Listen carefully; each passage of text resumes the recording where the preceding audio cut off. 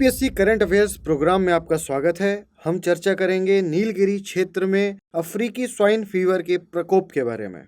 Mudumalai tiger reserve में लगभग 15 जंगली सूअर मृत पाए जाने के बाद सिगूर पठार पर जंगली सूअरों की आबादी में अफ्रीकी स्वाइन बुखार की पुष्टि हुई है।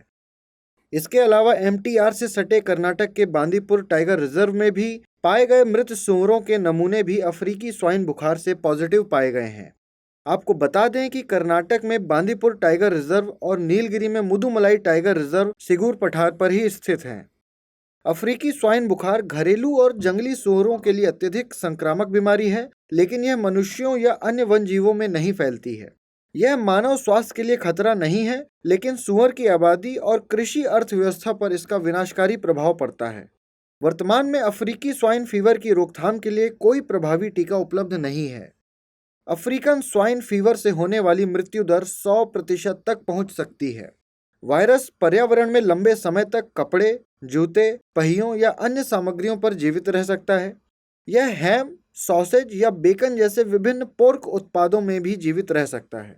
यह पहली बार 1920 के दशक में अफ्रीका में पाया गया था। ऐतिहासिक रूप से अफ्रीका और यूरोप, दक्षिण अमेरिका और कैरिबियन के कुछ हिस्सों में इसके प्रकोप की सूचना मिली है। हालांकि 2007 के बाद से घरेलू और जंगली दोनों सूअरों में अफ्रीका, एशिया और यूरोप के कई देशों में इस बीमारी का प्रकोप देखा गया है। चूंकि इस बुखार का कोई इलाज नहीं है, इसलिए इसके प्रसार को रोकने का एकमात्र तरीका जानवरों को मारना है। मुदुमलाई टाइगर रिजर्व तमिलनाडु राज्य के नीलगिरी जिले में 3 राज्यों कर्नाटक, केरल और तमिलनाडु के त्रि जंक्शन पर स्थित है। यह 1986 में घोषित भारत का पहला biosphere reserve Nilgiri biosphere reserve का हिस्सा है। पश्चिम में वायनाड वन्यजीव अभयारण्य जो कि केरल में है, उत्तर में बांदीपुर टाइगर रिजर्व जो कि कर्नाटक में है और दक्षिण पूर्व में नीलगिरी डिवीजन के साथ सीमा साझा करता है। साथ ही टाइगर और एशियाई हाथी जैसी प्रमुख प्रजातियों का आवास है।